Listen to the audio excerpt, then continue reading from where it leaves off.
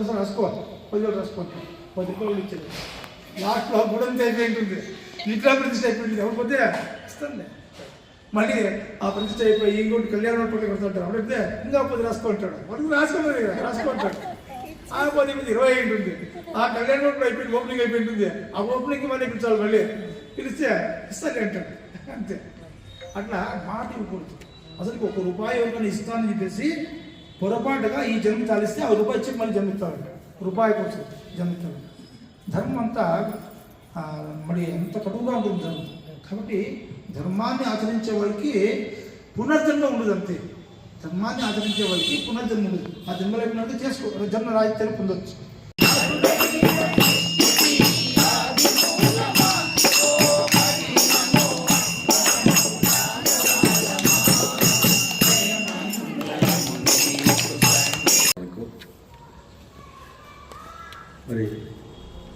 మరి భారతంలో అనేకమైనటువంటి ఘట్టాలు మనకు అనేకమైనటువంటి విషయాలను తెలియజేస్తున్నాయి.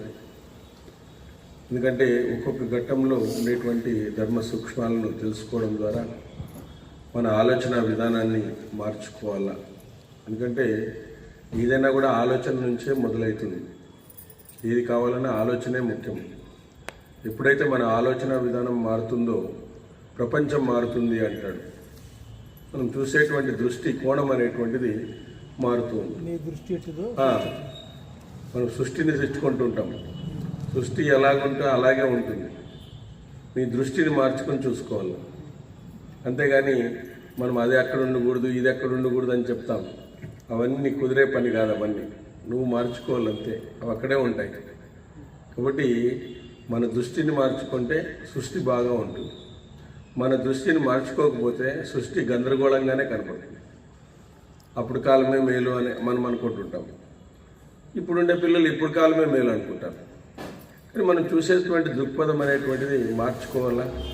ఆ మార్చుకొని మన యొక్క ఆలోచనలు మార్చుకొని మరి అమూల్యమైనటువంటి మానవ జన్మను ఇచ్చినటువంటి భగవంతునికి మనము రోజు కూడా కృతజ్ఞతలు తెలియజేసుకుంటూ, ఎందుకంటే చూడండి, కృతజ్ఞత అనేటువంటిది గొప్ప సుగుణం. అది కృతజ్ఞత లేనటువంటి మనిషికి ఏవి కూడా పని చేయవంట. ధర్మానికి కానీ కృతజ్ఞతకు కానీ ఏమీ పరిహారం లేదు. అది కృతజ్ఞత అనేటువంటిది చాలా పెద్ద సుగుణం, విశేష ధర్మం. అది అట్లాంటి కృతజ్ఞతను మర్చిపోతే మాత్రము చాలా చాలా పాపం అనేటువంటిది వస్తుందన్నమాట. ధర్మాన్ని కానీ కృతజ్ఞతను కానీ మనము అవి రెండింటినీ కూడా ఈ భూమండలంలో మనకు ఎవరైతే హెల్ప్ చేసి ఉన్నారో వాళ్ళని మనం గుర్తుపెట్టుకోవాలో, వాళ్ళని గౌరవించాలి కూడా. కృతజ్ఞత అంటారు. అదేవిధంగా ధర్మాన్ని పాటించడం అనేటువంటిది చేయాలా. ఇవి మానవుని యొక్క విశేషమైన ధర్మాలు, విశేషమైనటువంటిగా ఉండేటువంటి ధర్మాలు. సో వీటిని ఎప్పుడైతే మనము చేయమో మరి దానికి సంబంధించినటువంటి పాపాలను మనం అనుభవిస్తాం, ఖచ్చితంగా అనుభవిస్తాం. ఎందుకంటే మానవ జన్మ రావడమే దీని మహోన్నత జన్మగా మార్చుకోవాలని. 84 లక్షల జీవరాశుల్లో మానవ జన్మ వచ్చింది అంటే దీన్ని మహోన్నతంగా మార్చుకునేటువంటి విధానం నీకు భగవంతుడు ఇచ్చినాడు అని అర్థం. మరి దీన్ని మహోన్నతంగా మార్చుకుంటావో, మహాఘోరంగా వెనక్కి వెళ్ళిపోతావో అది నీ చేతిలో ఉంది. భగవంతుడు నీకే చెప్పినాడు, నువ్వు ఏ విధంగా అయితే నన్ను స్మరిస్తావో మరణకాలంలో ఆ రూపాన్ని నువ్వు పొందుతావు అంటాడు. అది ఛాయిస్ మనకే ఇచ్చినాడు. ఆ ఛాయిస్ కూడా మనకే ఇచ్చినాడు. నీ కర్మఫలానికి బద్ధుడైపోయి మరి భౌతిక సుఖాలకు ఆలవాలమైపోయి ఆ భౌతిక సుఖాల వెంట పరుగెడుతూ దాన్నే తలుచుకుంటూ చనిపోయినావు అనుకో, ఆ జన్మే వస్తుంది. లేదా ఈ భౌతిక సుఖాలు క్షణికమైనటువంటివి, శాశ్వతమైనటువంటివి కాదు. శాశ్వతమైనటువంటి ఆత్మనే నా యొక్క పరమాత్మ. కాబట్టి ఈ ఆత్మ ద్వారానే ఈ శరీరం అనేటువంటిది ఉంది. ఈ శరీరాన్ని విడుస్తున్నాము అంటే మనము చనిపోవడం లేదు, మన శరీరం మాత్రమే విడుస్తున్నాము. మన ఆత్మ ఇంకొక చోట వెళ్ళిపోతుంది, అది ఇంకొక చోట దానికి కావలసినటువంటి దాంట్లో చేరిపోతుంది అని మనిషి ఎప్పుడు అనుకుంటా ఉంటే ధైర్యం ఉంటుందన్నమాట. మనిషి చావుకు దగ్గరయ్యే కొద్దీ ఏమైపోతాడు, ఈ భౌతిక సుఖాలన్నీ కూడా దూరం అయిపోతాయి ఒక్కోసారి. అప్పుడు బాధపడిపోతాడు విపరీతంగా. మరణ భయం ఒక చోట, జాయా దుఃఖం, జన్మ దుఃఖం, జాయా దుఃఖం, జన్మమే దుఃఖము, మళ్ళీ జాయా దుఃఖం అంటే ముసలితనం యొక్క దుఃఖము, జరా దుఃఖం ముసలితనము యొక్క దుఃఖము. ఇవన్నీ దుఃఖాలు తర్వాత భౌతికమైనటువంటి ఇవి మనిషిని కుంగదీస్తాయి. అప్పుడు ఆయన వచ్చి పురాణాలకు కూర్చోవాలంటే అయ్యలేదు, ఆయనకి సహకరించింది. అప్పుడు ఏ విధంగా దాన్ని మార్చుకుంటాడు, మానసికంగా అట్లా ఎట్లా స్థిరమవుతాడు? మానసికంగా స్థిరం కావాలంటే వయసులో ఉన్నప్పుడే ఇలాంటివన్నీ వినాలి, ఇలాంటివన్నీ తట్టుకోగలగాలి. ఇలాంటివన్నీ తట్టుకోగలిగితే వయసు లాస్ట్లో కూడా ఆనందంగా ఉంటాడు వాడు, ఎక్కడ ఏముంటుంది. కాబట్టి ఇవన్నీ కూడా మనం చిన్న వయసులోనే వినాలి. ఇట్లాంటివన్నీ కూడా చిన్న వయసులో విని బంధం ఎంతవరకు ఉండాలో అంతవరకే ఉండాలి. కాబట్టి బంధము అనేటువంటిది ఎక్కువ కాకూడదు, తక్కువ కాకూడదు, తక్కువ కూడా కాకూడదు, ఎక్కువ అనేటువంటిది కాకూడదు. కాబట్టి బంధం అనేటువంటిది విపరీతంగా అయిందనుకోండి, అది చాలా వ్యామోహాలకు దారితీస్తుంది. కానీ బంధం అనేటువంటిది ఎంతవరకు ఉండాలో అంతవరకే ఉండి మనము ఒక స్థితప్రజ్ఞతగా మనం వ్యవహరిస్తే మన జీవితము చాలా ఆనందంగా ఉంటుంది. కాబట్టి ఆ విధమైనటువంటి స్థితప్రజ్ఞత మనలో తెచ్చుకోవాలి. అవి తెచ్చుకోవడానికే ఈ పురాణాలలో అనేకమైనటువంటి ఎగ్జాంపుల్స్, అనేకమైనటువంటి దృష్టాంతాలు, అనేకమైనటువంటి కథలు ఇవన్నీ కూడా ఇందులో పెట్టినారు అంటే కారణం ఏమి, వాటి వెనుక ఉండేటువంటి దాన్ని మనము అలవర్చుకోవాలా అని చెప్తుందన్నమాట. అందుకే సత్సంగం అంటారు. సత్సంగం అంటే ఏమి? సత్యమైన విషయాలతో సంగమం చెందడం అని. ఇప్పుడు మా ఇంట్లో భజన సత్సంగం అంటారు, కానీ భాగవతం తీసేదానికి వద్దులేండి సార్ ప్రసాదం టైం అయిందంట. ఏం సత్సంగం చేసినట్లు నువ్వేం సత్సంగం చేసినట్లు? సత్సంగము అంటే అర్థం ఏమి? సత్యమైన విషయాలతో సంగమం చెందడం అని అర్థం. సత్యమైన విషయాలు ఏడున్నాయి? దీంట్లోనే ఉండేది. నువ్వు ఇంట్లో ఉండే ఏమన్నా మరి సత్యమైన విషయాలే మాట్లాడకుండా పోతే ఈ సత్సంగం ఎట్లయితుంది? అది 4 పాటలు పాడి వచ్చేసేదన్న సత్సంగం అంటే. 4 పాటలు పాడి ప్రసాదం తిని వచ్చేస్తే అది సత్సంగం అంటే. మరి ఎట్లయితుంది అది సత్సంగం చెప్పండి? కొన్ని 4 సత్యమైన విషయాల్ని మనం మెరుగుపరుచుకొని మన ఆలోచన విధానాన్ని రోజు రోజుకు మార్చుకోవాలి. ఆ ఆలోచన విధానము లేదు కాబట్టే ఈరోజు ఏమవుతున్నాం, మనము చిన్న దాంట్లకే విపరీతంగా కృంగిపోతాను. చిన్న దాంట్లకే పెద్ద వస్తే ఇంకా హార్ట్ అటాకే వచ్చేస్తుంది లాస్ట్కి. పెద్ద విషయాలు ఎవరైనా చనిపోయారంటే కృంగిపోతాం, ఎవరికైనా ఏమైనా అయిందంటే కృంగిపోతాం. అట్లాంటి ఒక పవర్ఫుల్గా ఉండాలి మనం. ఇవన్నీ ఇట్లాంటి సత్యమైన విషయాలు ఇక్కడే ఉన్నాయి. ఇప్పుడు మనకు రామునికి వచ్చిన కష్టాలు మనకేం రాలేదు. అసలు సీతమ్మకి వచ్చిన కష్టాలు మీకేమైనా వచ్చినాయమ్మా? రాలేదు. ధర్మరాజుకి వచ్చిన కష్టాలు ఎవరికైనా వచ్చినాయా? ఎవరికి రాలేదు. మరి ఆ కష్టాల్లోనే వాళ్ళంతా ఇదిగా ఉన్నారు. మనకు వచ్చిన కష్టాలు ఏం కష్టాలు అవుతుందని వాడు గట్టిగా ఏడుస్తానంటే ఏమైందంటే ట్రైన్ మిస్ అయింది.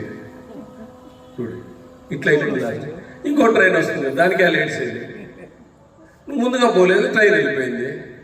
దానికి ఏడ్చుకుంటూ కూర్చోనండి, ట్రైన్ మిస్ అయిపోయింది అని. అట్లా అంత చిన్న దానిలో కూడా ఏడుస్తాం మనం లాస్ట్. అట్లా ప్రతిదానికి సొల్యూషన్ ఉంటుంది. నువ్వు ముందుగా పోయింటే ట్రైన్ దిక్కేది, ట్రైన్కి లేట్గా ట్రైన్ పోయింది అంటే పోతుంది, దాని టైం దానికి వెళ్ళిపోతుంది, అంతే కదా. కాబట్టి ప్రతి చిన్నదానికి కూడా ఇట్లా మనం అలవర్చుకోవడం వల్ల ఏమవుతుందంటే మనం మానసికంగా కృంగిపోతాం, మానసికంగా ఇదైపోతాం. ప్రతి ఒక్క చోట మనకు గుర్తింపు కావాలా, ప్రతి ఒక్క చోట మనకి ఇది కావాలి. ఏం గుర్తింపు అవసరం లేదు, భగవంతుని గుర్తిస్తే చాలా మనకు. ఆ గుర్తింపులతో అవసరం లేదు. అది ఎంతసేపు ఉంటుంది గుర్తిస్తే? ఆ రోజు మాత్రమే ఉంటుంది, నెక్స్ట్ డే ఎవరు పట్టించుకుంటారు దాన్ని? జయలలిత 1700 జతల చెప్పులు పెట్టుకునేది, ఏం చేయాలి ఆయన తీసుకొని? 1700 జతల చెప్పులు ఉన్నాయంట ఆయన దగ్గర. రూమ్ అంతా తీస్తే కోట్ల కోట్ల లోపులు ఉన్నాయంట. ఏమైపోయా? హార్ట్ అటాక్ వచ్చి చనిపోయా లాస్ట్. బయటకు తీసుకుపోయి పారేసింది. ఏం చేసావు నువ్వు? 1700 జతల చెప్పులు నీ క్యాలరీ. ఇదే కదా ఓవర్ యాక్షన్ అంటే. గవర్నమెంట్ డబ్బుతో కొనుక్కోవచ్చు అట్లా నువ్వు. చూడండి, ఇట్లా ఏది తీసుకోవాలా, ఏది డెవలప్ కావాలా, ఏం చేయాలా అనేటువంటిది మనకు క్లారిటీ లేకుండా పోతే ఏ విధంగా ఉంటుంది చెప్పండి. అంతంత డబ్బులు కూడబెట్టేసి వెళ్ళిపోయింది. అంత గవర్నమెంట్ స్వాధీనం చేసుకునేది. రూమ్ అంతా, ఇల్లు అంతా చేసి పెద్ద గార్డెన్ అయింది. మరి చీరలు మూట్లు పడినాయండి లోపల. ఇంకేం చేయాలి చెప్పండి. అట్లా కాబట్టి ఏమైపోయింది వాళ్ళ జీవితం చూడండి. అంత అత్యున్నత స్థాయికి పోయి మరి అది ఇట్లా కింద పడిపోయింది. అట్లా ఇక్కడ కూడా ధర్మరాజు అదే చెప్తాండి.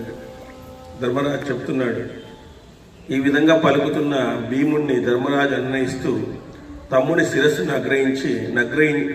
నగ్రహించి ఇలా అన్నాడు, మహాబాహు, 13 సంవత్సరాలు గడిచిన తర్వాత అర్జునుడు సహేతుడవై నువ్వు సుయోధన్ని సంహరిస్తావు, అందులో సందేహమేమీ లేదు. నువ్వు 13 సంవత్సరాలు ఆగయ్యా, మనకంతా కూడా మంచి జరుగుతుంది అని ధర్మరాజు భీముణ్ణి అన్వయిస్తూ చెప్తున్నాడు. భీమా, దుర్యోధన వదికి తగిన సమయమని ఎన్నో విధాలుగా పలికావు. అసత్యం పలకడం నాకు ఇష్టం లేదు, అది నాకు చేత కూడా కాదు. భీమసేన పాపాత్ముడైన సుయోధన్ని బంధు సైతంగా నువ్వు మోసం లేకుండానే చంపగలవు. నువ్వు అంటున్నావు చంపేస్తామని. ఇది సమయం కాదయ్యా. అదును చూసి కొట్టాలి, శత్రువుని మనం అదును చూసి కొట్టాలా. నువ్వు బంధు సహితంగా చంపేస్తావు. వాళ్ళు మొత్తం వాళ్ళ వంశమే నాశనం చేస్తాం మనం పోయి. ఒక్కడు కూడా మిగలడు ఇంకా. కాబట్టి ఈ విధంగా ధర్మరాజు భీమునితో మాట్లాడుతూ ఉండగానే బృహదస్వరుడు అనేటువంటి మహర్షి అక్కడికి వచ్చినాడు. వీళ్ళిద్దరు సంభాషణ జరుగుతున్నప్పుడు, భీముడు ధర్మరాజు సంభాషణ జరుగుతున్నప్పుడు బృహదస్వరుడు అనేటువంటి మహర్షి అక్కడ వచ్చినాడు. ధర్మరాజు ధర్మవర్తనుడై ఆ మహర్షిని చూసి సగౌరవంగా మధుపర్కం ఇచ్చి శాస్త్రోక్తంగా పూజ చేసినాడు. సేదదీరి ఉపనిష్ఠుడైనటువంటి బృహదస్వ మహర్షితో ధర్మరాజు అతి దీనంగా ఇలా పలికినాడు, భగవాన్, పాచికలాడడానికి పిలిచి మోసగించి ప్రజ్ఞ కలిగి పాచికలాడడంలో నేర్పరులైన జూదగాండ్రులు ఆటలో నన్ను పరాజితుని చేసి నా రాజ్యాన్ని హరించినారు అని చెప్పుకున్నాడు ఆయన బాధ. పాచికలాడడానికి ఏదో సరదాగా నాకు పిలిచినారు, కానీ మోసగించేటువంటి ప్రజ్ఞ వాళ్ళలో ఉంది. పాచికలాడడంలో నేర్పరి అయినటువంటి శకునితో ఆడిచ్చినారు. నాకు పాచికలాడడం పెద్దగా రాదు. ఇలా నన్ను పరాజితుని చేసి నా రాజ్యమే పిక్కునేసినారు, నా రాజ్యాన్ని తీసుకునేసినారు వాళ్ళు. ఆ పాపకర్మలు అక్ష విద్య తెలియని నన్ను మోసగించి ప్రాణాధికులైనటువంటి నా భార్యను కూడా సభలోకి లాక్కొని వచ్చినాడు. ద్రౌపదిని కూడా లాక్కొని వచ్చినాడు. చాలా దుఃఖాన్ని పొందుతున్నాం. అతి దారుణమైన మాటలను మరవలేక అరణ్యవాసంలో అనేక బాధలను అనుభవిస్తున్నాం. జూదం నాటి మాటలు, నిందావాక్యాలు వింటూ ఆశ్రితులను మనసులో తలుచుకుంటూనే దీర్ఘాలోచన చేస్తూ రాత్రులన్నీ వెళ్ళగడుతున్నాం. ఎన్నో రాత్రులు మేము నిద్రలేని రాత్రులను గడుపుతున్నాం. ఆ మాటలు, వాళ్ళు చేసినటువంటి ఆ మోసము, ద్రౌపదికి చేసినటువంటి ఆ మోసము తలుచుకుంటే మాకు ఎంతో బాధ అవుతా ఉంది. మరి ఈ విధంగా ఉన్నాం. మా ప్రాణాలన్నీ అర్జునుడి మీద పెట్టుకున్నాం ఈరోజు. మరి వాళ్ళని సంహరించడానికి మాకు 13 సంవత్సరాల తర్వాత ఇప్పుడు ఆ అర్జునుడు లేకపోవడం వల్ల శక్తిహీనులమైన ఆయన ఇంద్రలోకానికి వెళ్ళినాడు. ఆయన లేకుండా పోవడం వల్ల మేము శక్తిహీనులమవుతున్నాము. మా పరిస్థితి ఈ విధంగా ఉంది అని చెప్పినాడు. అప్పుడు ప్రియవాది, మహనీయుడు, దయామయుడు అయినటువంటి అర్జునుడు దివ్య అస్త్రాలకు సంబంధించి తిరిగి రావడం ఉత్సాహంతో ఎప్పుడు చూస్తాము. ఆయనేమో పోయినోడు అట్లే ఉన్నాడు. ఏం మెసేజ్ లేదు, ఆయన వాట్సాప్ కాల్ ఏం లేదు మనకి. ఆడే ఉన్నాడు, పైనే ఇంద్రుని సభలోనే ఉన్నాడు. నా వంటి అదృష్టహీనులు ఇంతకు పూర్వం మీరు ఎక్కడైనా చూసారా? కనీసం విన్నారా? ప్రబలమైన దుఃఖాన్ని అనుభవిస్తూ నా వంటి పురుషులు ఉండనే నేను ఉండరు అనుకుంటాను. నేను అంత అదృష్టహీనున్నయ్యా, ఆ విధంగా తయారైపోయినాను అని చెప్పేసి ధర్మరాజు వాపోతున్నాడు. అప్పుడు బృహదీశ్వరుడు ఇలా అన్నాడు, నాకంటే అదృష్టహీన మహారాజా ధర్మజ, నాకంటే అదృష్టహీనుడు దుఃఖితుడైన పురుషుడు ఎక్కడైనా ఎప్పుడైనా ఉన్నాడా అని మీరు ప్రశ్నించారు. మీకంటే ఎంతో ఎక్కువ దుఃఖాన్ని అనుభవించిన మహారాజు ఉన్నాడయ్యా, ఒక కథ చెప్తాను విన్ను అన్నాడు. నీకు వచ్చిన కష్టం కాదు, ఆయనకు వచ్చిన కష్టం విన్ను. ఆయన ఒక మహారాజు ఉన్నాడు, ఆ మహారాజు యొక్క కథను చెప్తాను విను అని చెప్పినాడు. అంటే చూడండి, ఆ మునులు వచ్చినప్పుడు వాళ్ళ యొక్క బాధను తీర్చడానికి వాళ్ళు ఎన్నో బోధలు చేస్తారన్నమాట. చూడండి, ఉపదేశాలు చాలా గొప్పవి. అవి మనకు చేసిన ఉపదేశాలే. మళ్ళీ మన ప్రాబ్లమ్స్ కూడా ఆ బోధనలే సరిపోతాయి. మనం చదవాలి, అవే చదవాల్సింది. మనం సత్సంగంలో చదవాల్సింది ఇవే. ఇలాంటి వాటినే మనము కోట్ చేయాల, ఇట్లాంటి వాటినే మనం కోట్ చేయాల. ఇలాంటివే ఆసక్తిని రేకెత్తిస్తాయి, ఆశ్చర్యకరంగా కూడా ఉంటాయి. కాబట్టి ఇలాంటి వాటిని మనం చెప్పడం వలన వాళ్ళలో ఒక కాన్ఫిడెన్స్ పెరుగుతుంది. మనుషుల్లో అంత కాన్ఫిడెన్స్ పెరుగుతుంది. మనిషిలో మనకు ఒక ఆత్మవిశ్వాసం పెరుగుతుంది. ఆత్మవిశ్వాసం అనేది చాలా ముఖ్యం అంటాడు వివేకానందుడు. ఏమంటాడంటే, నువ్వు 3,000 మంది 3 కోట్ల మంది దేవతల మీద నీకు నమ్మకం పోయినా పర్వాలేదు, నీ మీద నీకు నమ్మకం పోతే చాలా కష్టము అంటాడు ఆయన. చాలా కష్టం అది. నీ మీద నీకు నమ్మకం పోతే ఏ దేవుడు కాపాడలేడు. నీకు దేవుడి మీద నమ్మకం లేకుండా పోవచ్చు, కానీ నీ మీద నీకు నమ్మకం లేకుండా పోతే అది నీవు ద్రోహం చేసుకున్నటువంటి వాడము అని చెప్తాడు వివేకానందుడు. చూడండి, నీ మీద నీకు నమ్మకం ఉండాల. ఆ నమ్మకం ఎప్పుడూ కూడా కోల్పోకూడదు. మనల్ని మనం తక్కువ అంచనా వేసుకోకూడదు. మనము don't underestimating yourself, that is a most important scene in your life అంటాడు ఆయన. అదే గొప్ప పాపము. ప్రపంచంలో ఏదైనా గొప్ప పాపం ఉంది అంటే నిన్ను నువ్వు తక్కువగా అంచనా వేసుకోవడమే అంటాడు. ఎవరు తక్కువ వాళ్ళం కాదు, మనం ఎవరు తక్కువ వాళ్ళం కాదు. ప్రతి ఒక్కరికి ఓ బాధ్యతనిచ్చినాడు భగవంతుడు. ఆ సృష్టిలో మనకి ఏం చేయాలనేటువంటి దాన్ని చేయిస్తాడు కూడా ఆయన, చేయిస్తాడు కూడా. చీమ తనకంటే 2 రెట్లు బలమైన దాన్ని ఎత్తుకుని పోతుంది. అది చూడండి, ఇప్పుడు చీమ నుంచి పాఠం నేర్చుకుంటున్నాం మనం. చెప్పండి, తన బరువు కంటే ఎక్కువ బరువును మోస్తుంది. తర్వాత వర్షకాలం వస్తుందని ముందే దాచిపెట్టుకుంటుంది ఆహారాన్ని. మనం ముసలితనం వస్తుందని మహాభారతం చదువులేకుండా పోతున్నాం. లాస్ట్కి ముసలిళ్ళని చదువుదాంలే, ఏమంటావు ముసలిళ్ళని, రామ అంటే మామ అంటావు అప్పుడు, అంతే. అంత తప్ప ఏమీ లేదు. అప్పుడు నీకు నోరు తిరగదు, కళ్ళు కనపడవు, వినపడవు. ఇంకేం చేస్తావు? చేస్తుంది కూర్చొని. ఇక్కడ కూర్చొని బదులు ఇంట్లో కూర్చోలేదు. మీరు అక్కడ కాయగూరలు అంటే తరిగించవచ్చు ఇంట్లో, ఇక్కడేముంటాయి ఇక్కడ. కాబట్టి ఆ విధంగా చిన్నప్పుడే ఇట్లాంటివన్నీ రావాలి. అందుకే ప్రహ్లాదునిది, మార్కండేయునిది, ధ్రువునిది ఎందుకు చెప్తారు? చిన్నప్పుడే ఈ ఆధ్యాత్మిక చింతన ఉండాల మనిషిలో అని చెప్పేసి అవన్నీ చెప్పడం అనేటువంటి జరుగుతుంది అనమాట. కాబట్టి ఇలాంటి దురవస్థను పొందిన మహారాజు కథ చెప్తాను. మీకంటే ఎక్కువ దుఃఖాన్ని పొందిన మహారాజు ఉన్నాడు. అతని కథను నువ్వు సావధాన చిత్తంతో విను, చాలా చిత్తంతో వినయ్యా. నిషధ దేశంలో వీరసేనుడు అనే ప్రసిద్ధమైన మహారాజు ఉన్నాడు. అతనికి ధర్మార్థాలు బాగా తెలిసిన నలుడు అనేటువంటి కుమారుడు ఉన్నాడు. చెప్తున్నాడు, వీరసేనుడు అనేటువంటి నిషధ దేశంలో వీరసేనుడు అనేటువంటి మహారాజు ఉన్నాడు. అతనికి నలుడు అనేటువంటి కుమారుడు ఉన్నాడు. ఆ నల మహారాజును పుష్కరుడు మోసంతో జయించినాడు. తర్వాత నలుడు రాజ్యభ్రష్టుడై దుఃఖార్తుడై భార్యతో సహా అరణ్యవాసం చేశాడు. సో ఆ నలుడిని ఈ పుష్కరుడు అనేటువంటి వాడు జయించి రాజ్యభ్రష్టుని చేస్తే ఆయన భార్యతో సహా అరణ్యానికి వెళ్ళిపోయినాడు. ధర్మరాజా, అరణ్యవాసం చేస్తున్న నలునకు రథం లేదు, అన్నదమ్ములు లేరు, బంధువులు లేరు, వృద్ధులు లేరు, ఎవరు తోడలేరయ్యా. నీకన్నా అన్నదమ్ములు ఉన్నారు, బ్రాహ్మణులు ఉన్నారు, ఇంకా ఇంద్రప్రస్థం నుంచి వచ్చినటువంటి అనేక మంది ఉన్నారు నీ పక్కన. కొన్ని వేల మంది బెటాలియన్ ఉన్నారు నీకు. ఆయనకి ఎవరు లేరు, ఆయన భార్య తప్ప ఎవరు లేరు, ఇద్దరే వాళ్ళు. ధర్మజ, ఇక్కడ నీ వెంట పరాక్రమమైన నీ తమ్ములు ఉన్నారు, బ్రహ్మకల్పులైన ద్విజులున్నారు. అందుచేత నువ్వు ఏమాత్రము దుఃఖించవలసిన అవసరం లేదు. ఏమి దుఃఖించవద్దయ్యా, నువ్వేమి దుఃఖించవలసిన అవసరం లేదు. కష్టాలు వచ్చినప్పుడు తట్టుకోవాల్సిందే, అది కర్మఫలంగా వచ్చింటాయమని. దాన్ని భగవంతుడికి తిట్టకూడదు మనం. కష్టం అంటే నీ కర్మఫలం అంతే. దుఃఖమన్నా నీకు కర్మఫలమే, దానికి భగవంతుడు ఏమీ చేయడు. కానీ ఆ కష్టాన్ని తట్టుకునేటట్టు చేస్తాడు. భగవన్ నామము నీ నాలుక మీద ఉంటే ఆ కష్టాన్ని నీకు తట్టుకునేటట్టు చేస్తాడు. ఆ కష్టము నీకు వెళ్ళిపోయేటట్టు చేస్తాడు.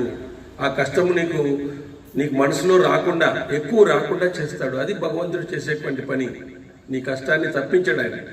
కానీ ఆ కష్టము నీకు తెలియకుండానే వెళ్ళిపోయేటట్టుగా, ఈజీగా వెళ్ళిపోయేటట్టుగా మార్గాన్ని ఆయన ఇస్తాడు. అంతే కదా. ఒకటి జడ్జి ఉన్నట్లు ఆయన, అంతే. భగవంతుడు జడ్జి ఉన్నట్ల. జైల్లోకి ఏమంటాడు, జైల్లోకి వేసిన తర్వాత ఏమంటాడు, కొన్ని రోజులు బాగా ఉంటే, మంచిగా ఉన్నాడు అనుకోండి, ఆయన కొన్ని ఫెసిలిటీస్ కల్పించండి అంటాడు. ఇంకా బాగున్నాడు అనుకోండి, ఆయన విడుదల చేయండి అని చెప్తాడు. అట్లా భగవంతుడు జడ్జి ఉన్నట్లు అనమాట. మనం జడ్జిమెంట్ ఆయన కష్టాన్ని మనం ఆస్వాదిస్తున్నాం అనుకో, ఆయనకు ఆనందం కలుగుతుంది. వీడు కష్టం కూడా అనుభవిస్తున్నాడు, నా భక్తుడు భక్తుడిగా ఉంటున్నాడు, నా కష్టాన్ని అనుభవిస్తున్నాడు. సుఖాన్ని వచ్చినప్పుడు కూడా నన్ను తలుచుకుంటున్నాడు, వెరీ గుడ్ అని చెప్పేసి ఆయన ఆనందపడతాడు. సుఖాన్ని వచ్చినప్పుడు భగవంతుడు ఈ సుఖాన్ని ఇచ్చినాడు అని అనుకున్నాడు అనుకో, భగవంతుడు ఆనందపడతాడు. కష్టం వచ్చినప్పుడు ఈ కష్టాన్ని వాడు దిగమింగుతున్నాడు అనుకో, భగవంతుడు ఆనందపడతాడు. ఎందుకంటే ఆ కష్టమైన తర్వాత సుఖమే వచ్చేది నీకు. సుఖము కష్టం లేకుండా జీవితం లేదు. నువ్వు చీకటి చూడాలనుకో, వెలుగుండు కూడా తప్పదు నీకు. వెలుగుందనుకో, చీకటిని చూస్తావా? వెలుగుందనుకోండి, చీకటి చూడేక అవుతుందా? చీకటి చూడాలంటే వెలుగు ఉండకూడదు, రాత్రి కావాల్సిందే. మళ్ళీ వెలుగు చూడాలంటే పొద్దున కావాల్సిందే. కాబట్టి కష్ట సుఖాలు లేనటువంటి జీవితం అంటూ ఉండదు. కష్టం అనేది పెద్ద కష్టము, చిన్న కష్టము అనేది వాళ్ళ జీవితం మీద ఆధారపడి ఉంటుంది. కాబట్టి ఆ విధంగా ఇక్కడ నీ వెంట అందరూ ఉన్నారయ్యా. బృహదీశ్వరుడి పూర్వము వీరసేన మహారాజు పుత్రుడి నలమహారాజు సద్గుణ సంపన్నుడు, బలవంతుడు, మంచి అందగాడు, అంతేకాకుండా అశ్వశాస్త్ర కోవిదుడు, నిషధ భూపాలుడైనటువంటి నలమహారాజు అక్షోముల సేన కలిగి ఆనాటి మహారాజుల్లో మహేంద్రుని వలె, సూర్య భగవాన్ వలె తేజస్విగా, వేద విధుడై బ్రాహ్మణమూర్తిగా ఉండేవాడు. నలుడు పాచికలాడడంలో ప్రీతి కలిగినటువంటి వాడు, సత్యకాముడు. ఆయన పాచికలాడడంలో కూడా గొప్పవాడు. సుందర స్త్రీల మనసులను కరిగించి మైమరిపించే రూపం అంట ఆయన. సుందర స్త్రీలు చూస్తే ఆయన చూస్తే మైమరిచిపోతారంట. శ్రీరాముడిని చూస్తే ఏ విధంగా అనేక మంది ఋషులు పుంసామోహన రూపుడు అని చెప్పేసి ఆ విధంగా అయిపోయినారో ఆ విధంగా ఉండేటువంటి వాడంట. నలుడు ఉదారుడు, ఇంద్రియాలను జయించిన వాడు, ధనుర్ధారులు శ్రేష్ఠుడు, సాక్షాత్తు మనము వలె లోకరక్షకునైనటువంటి వాడే నలుడు. అదే కాలంలో విదర్భ దేశాన్ని భీమ మహారాజు పరిపాలించేవాడు. అతడు పరాక్రమశాలి, సద్గుణ సంపన్నుడు, సంతానం కావాలనే కోరిక కలిగిన వాడు. అయినా వారికి సంతానం కలగలేదు. విదర్భ దేశాన్ని ఇంకొక రాజు పరిపాలించేవాడు. భీమ మహారాజు సంతానం కోసం అనేక విధాలుగా ప్రయత్నం చేశాడు. ఆ తరుణంలో బ్రహ్మఋషి అయినటువంటి దమనుడు తనే స్వయంగా భీమరాజు భవనానికి వచ్చినాడు. విదర్భ దేశానికి సంబంధించి సంతానార్థి భీమ మహారాణితో కలిసి బ్రహ్మ తేజస్సుతో ప్రకాశించే దమన మహర్షిని పూజించి సత్కారాలతో సంతోషపరిచాడు. చక్రవర్తి స్వాగత సత్కారాలకు సంతరించిన దమన మహర్షి భీమసేనుడి పట్ల ప్రసన్నుడై వారికి ఒక పుత్రికారత్నంతో పాటు కీర్తి ప్రతిష్టలు సముపార్జించే ఉదార స్వభావమైన 3 పుత్రులు కలిగేటట్లుగా వరాన్ని ప్రసాదించినాడు. ఒక పుత్రికారత్నం, ఒక బిడ్డ, ఒక ఆడపిల్ల, 3 కొడుకులు కలిగేటట్టుగా ప్రసాదించినాడు. భీమ మహారాజు దంపతులకు దమన మహర్షి వరప్రభావంతో కూతురు, 3 కుమారులు కలిగినారు. పుత్రిక పేరు దమయంతి. పుత్రికకు దమయంతి అని నామకరణం చేసినారు. కొడుకులకు దమనుడు, దాంతుడు, దమనుడు, దాంతుడు, దమనుడు అని చెప్పేసి 3 పేర్లను వాళ్ళు పెట్టారు. వారు భీమ పరాక్రములు, భీముని అంతటి పరాక్రములు వాళ్ళంతా కూడా అని చెప్పినాడు. దమయంతి రూప, తేజో, యశస్, సౌభాగ్య సంపదలతో తులతూగుతూ లోకంతో కీర్తి పొందింది. యుక్త వయసు రాగానే దమయంతి సర్వాలంకార భూషితమై 100 మంది దాస దాసీ జనంతో 100 మంది సఖీ జనముతో సేవలు చేయించుకుంటూ శచీదేవి వలె అంటే ఇంద్రుని యొక్క భార్య వలె ఆమె శోభిస్తూ ఉందంట. సర్వాభరణ భూషితుడైన దమయంతి సకుల మధ్యలో మెరుపు తీగ వలె ఆమె మెరుస్తూ ఉందంట. అంత సర్వాంగ సుందరి అయినటువంటి ఆమె దమయంతి మహాలక్ష్మి వలె విశాల నేత్రాలు, అసాధారణ రూపం కలిగి ఉంది. అంతటి రూపవతి దేవతలతోనూ హెచ్చులలో కూడా లేదని చెప్పవచ్చు అంట. అంతటి దేవతల్లో కూడా లేదు అట్లాంటి ఆమె, అంత అందమైన ఆమె యక్షులలో కూడా లేదు అని చెప్పినారు. మానవ కాంతల్లో ఇంతటి సౌందర్యవతిని ఇంతకు పూర్వం చూడలేదు, కనీసం వినలేదు. ఈమె సౌందర్య సంపద దేవతలు మునులు కూడా సంతోషపరిచేది. మానవ శ్రేష్ఠులైన నలమహారాజు కూడా లోకోత్తర సౌందర్యంతో సాక్షాత్తు మదనుడు అనే శరీరాన్ని ధరించి వచ్చినట్లున్నాడు. ఆయన కూడా చాలా అందంగా ఉండేవాడంట. నలుడు కూడా చాలా మన్మథుడు లాగా ఉండేటువంటి వాడంట ఆయన. దమయంతి చేత సకులు కుతూహలంతో నలుణ్ణి ప్రశంసించేవాళ్ళంట. నలమహారాజు ఉన్నాడు, బా ఏం అందంగా ఉన్నాడు అని చెప్పేసి ఈ చెలికత్తలంతా ఈమె దమయంతి దగ్గర చెప్పేవాళ్ళంట. ఆ విధంగా అదేవిధంగా నలుని చెంత దమయంతి సౌందర్యాన్ని ప్రశంసించేవాళ్ళంట. అక్కడ పోయేసి దమయంతి ఉంది, ఎట్లుందప్ప, బ్రహ్మాండంగా ఉంది, చాలా అందంగా ఉంది, ఆమె ఈడు జోడు చాలా బాగుంది అని చెప్పేసి నలుని దగ్గరికి పోయి కూడా చెప్పేవాళ్ళంట వీళ్ళు. ఒకరి గుణాలు మనకు వినడం వల్ల వారి మధ్య ప్రేమ అనేటువంటిది అంకురించింది. నలమహారాజు తన మనస్సులో పుట్టిన కోరికను భరించలేక తన అంతఃపురానికి సమీపంలో ఉద్యానవనంలో కొంత సమయం గడపడానికి వచ్చినాడు. అక్కడ అంతఃపురానికి వచ్చినాడు. ఆ సమయంలో తన ఉద్యానవనంలో సంచరిస్తున్న బంగారు హంసలను చూశాడు, ముచ్చటపడ్డాడు. వారిలో ఒక హంసను పట్టుకున్నాడంట. అక్కడ హంసలంతా ఉంటే ఒక హంసను పట్టుకున్నాడంట. ఆ హంస నలమహారాజుతో, రాజా నన్ను చంపకు, నేను నీకు ప్రియం చేస్తాను అని చెప్పినాడు. నన్ను చంపదయ్యా, నేను నీకు ప్రియం చేస్తాను అని చెప్పినాడు. నిషాదరాజు దమయంతి గురించి నీకు వివరిస్తాను. దమయంతి నిన్ను తప్ప మరొక పురుషుణ్ణి ఎవరిని కోరినట్లు నీ గురించి చక్కగా దమయంతికి చెప్తాను అనిందట. ఆ మాంస నీకు దమయంతికి ప్రేమ కలిగేటట్లుగా నేనంతా కూడా చెప్తాను. నిషాదరాజా, నువ్వు నన్ను చంపొద్దు అని చెప్పి హంస చెప్పిందంట. అలా చెప్పగానే నలమహారాజు హంసను విడిచిపెట్టేశాడు. ఓకే, ఈయనకి అయిపోయింది పూర్తిగా. ఆ హంస మిగిలిన హంసలతో ఆకాశ మార్గంలో ప్రవేశించి విదర్భ దేశాన్ని చేరినాయి. హంసలన్నీ మళ్ళీ విదర్భ దేశాన్ని చేరినాయి. అక్కడే దమయంతి ఉండేది. ఆ హంసలు విదర్భ దేశాన్ని చేరి దమయంతి సమీపంలో వాలినాయి. దమయంతి ఆ హంసలను చూసింది. చెలికత్తలతో కూడుకున్న దమయంతి అద్భుత రూపాలు గల హంసలను చూసి చాలా సంతోషించి వెంటనే పట్టుకోవడానికి ప్రయత్నించింది. అప్పుడు హంసలన్నీ ప్రమదవనంలో విడివిడిగా పారిపోవడం ప్రారంభించినాయి. దాంతో దమయంతి చెలికత్తలు ఒక్కొక్కరు హంసను పట్టుకోవడానికి పరిగెత్తినారంట. అవి పరిగెత్తాఉన్నాయి, వీళ్ళు కూడా పరిగెత్తాలని వెళ్తున్నారంట. దమయంతి కూడా ఒక హంసను పట్టుకోవడానికి ప్రయత్నించింది. అప్పుడు దమయంతిని ఉద్దేశించి హంస మనుష్య వాక్యాలతో ఇలా పలికింది. దమయంతి, నిషాద దేశాధిపతి అయినటువంటి నలుడు, ఆ నలా చక్రవర్తి అశ్విని దేవతల వంటి చక్కని రూపం కలిగిన వాడు. అంత రూప సంపద మానవుల్లో ఎవరికీ లేదు. అశ్విని దేవతలంత రూపం ఉంది ఆయనకి, మానవుల్లో ఎవరికి అంత రూప సంపద లేదు. సుందరి దమయంతి, మన్మధుడే స్వయంగా నలుని రూపంలో అవతరించినాడు. ఆ నలమహారాజుకు నువ్వు భార్యవైతే నీ జన్మ, నీ రూప సంపద సఫలమైనట్లే, నువ్వు పెళ్లి చేసుకోమ్మా అని చెప్పినారు. మేము దేవతలము, గంధర్వులము, మానవులను, నాగజాతి వారిని, రాక్షసులు కూడా చూసినాము. కానీ నలుని అంత అందగాడు ఇంతవరకు మాకు కనిపించలేదు. ఇంతవరకు నలుని అంతగాడు కనిపించడం లేదు. నువ్వు స్త్రీలలో రత్నమైతే ఆయన పురుషుల్లో శ్రేష్ఠుడు. నువ్వు స్త్రీల్లో చాలా అందంగా ఉన్నావని నిన్ను పొగుడుతారు. నువ్వు రత్నమైతే ఆయన పురుషుల్లోనే శ్రేష్టమైనటువంటి వ్యక్తి. నలుని గురించి హంస చెప్పినవన్నీ విన్న దమయంతి నలుని కూడా ఈ విధంగా చెప్పమని కోరింది.